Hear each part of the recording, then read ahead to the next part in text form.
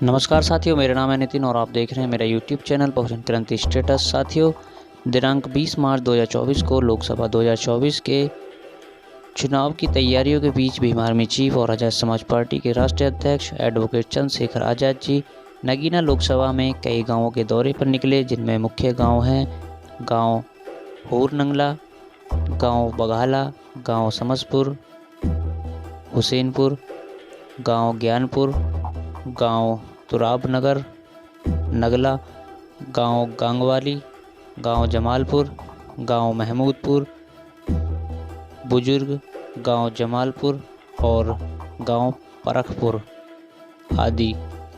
साथियों, चंद्रशेखर आज़ाद जी इस सीट पर बहुत समय से काफ़ी ज़्यादा मेहनत कर रहे हैं और अपनी पार्टी के लिए जन समर्थन जुटा रहे हैं।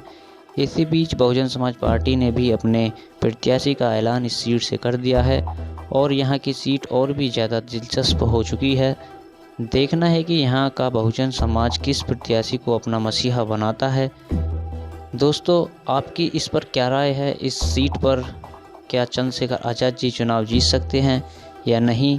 अपनी राय कमेंट बॉक्स में ज़रूर दें और आपको दिखाते हैं कि इन गाँवों में जाने के बाद चंद्रशेखर जी ने अपने क्या विचार जनता के बीच रखे हैं। और इस वीडियो को लाइक, शेयर और चैनल को सब्सक्राइब जरूर कर दें। धन्यवाद। मैं लेटा था तो मेरे ऊपर चादर नहीं थी,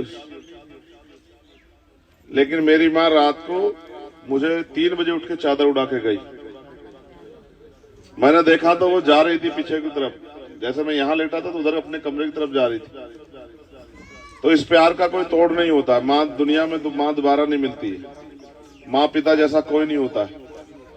अपने बच्चे को पाल पोस के बड़ा करते हैं वो लोग, खून पसीना लगा के, और दूध के रूप में अपने खून से सींच सींच के माँ अपने औलादों को बड़ा करती है। तो मैं ऐसी अपनी सभी माओं को बहुत बहुत धन्यवाद करता हूं, उनका नमन करता हूं, बहनों का भी स्वागत करता हूं, भाइयों का भी।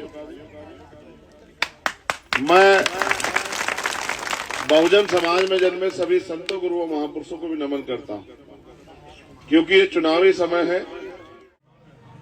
मैं जब अपने चारों तरफ देखता हूं तो एक भी नौजवान ऐसा दिखाई नहीं देता जो इस आंदोलन का तंबू, इस आंदोलन रूपी तंबू का बंबू बन के इस आंदोलन को आगे बढ़ा सके। अगर कोई भी एक ऐसा खड़ा हो जाए तो मैं चैन से मरना चाहता। मैं जो अपने लोगों के लिए कर पाया था उसका बहुत कम कर पाया, क्योंकि आज भी गांव में रहने वाला मेरा परिवार, ना उसके पास अच्छे मकान है, ना अच्छे कपड़े हैं, ना अच्छा खाने के लिए खाना है, ना पीने के लिए पानी है, ना ही सुख सुविधाएं हैं।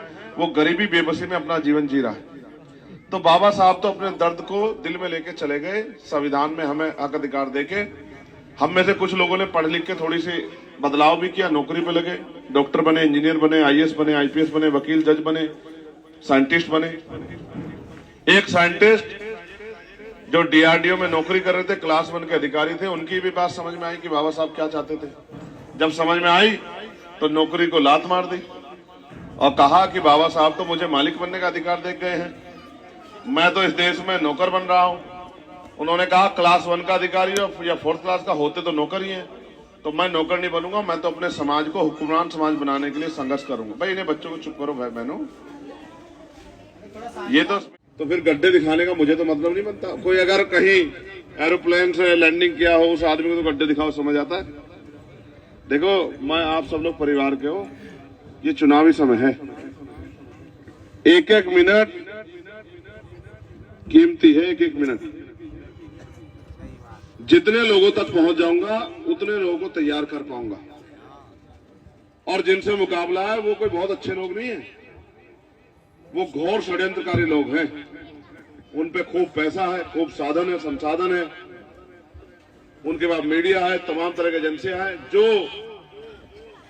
अगर मोदी जी रात को दिन कहते तो दिन ही दिखाने लग जाते हैं कि वो दिन ही है भाई, दिन ही है भाई, दिन ही है। एक दिन तो मैंने देखा कि मोदी जी कहीं पैडियो पे चढ़ के जा रहे थे, गिर गए, वो वीडियो भी आई।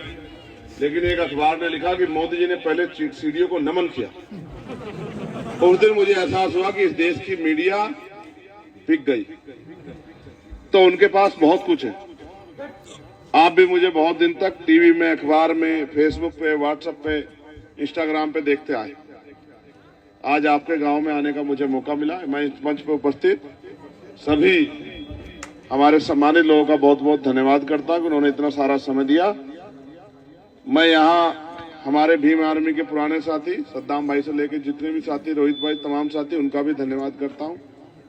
यहाँ की बूथ कमेटी का उनका भी धन्यवाद करता हूं और सबसे ज्यादा धन्यवाद करता हूं आप लोगों का और अपनी माओ बहनों का जो पिछले कई घंटों से यहाँ बैठी हैं। 2 घंटे तो कम से कम हो गए होंगे। और मैं लिख के देता हूँ, अभी रोटी नहीं बनी घर में, मैं स्पीच खत्म करके जाऊंगा, तब आप जाके घर में रोटी बनाओगी, तब बच्चों को रोटी मिलेगी। मैंने बाबा साहब को जब पढ़ा, एक लाइन उनकी बड़ी प्यारी थी, वो स्वाभिमान की बात करते थे। उन्होंने कहा आदमी भूखा तो रह सकता है लेकिन अपमानित होकर नहीं रह सकता, और गरीब के पास इज्जत ही होती है और उसके पास कुछ नहीं होता। बहुजन समाज से जुड़ी ऐसी ही खबर पाने के लिए वीडियो को लाइक, कमेंट, शेयर और चैनल को सब्सक्राइब जरूर कर लें और बेल आइकन दबाना ना भूलें ताकि आपको नोटिफिकेशन मिल सके।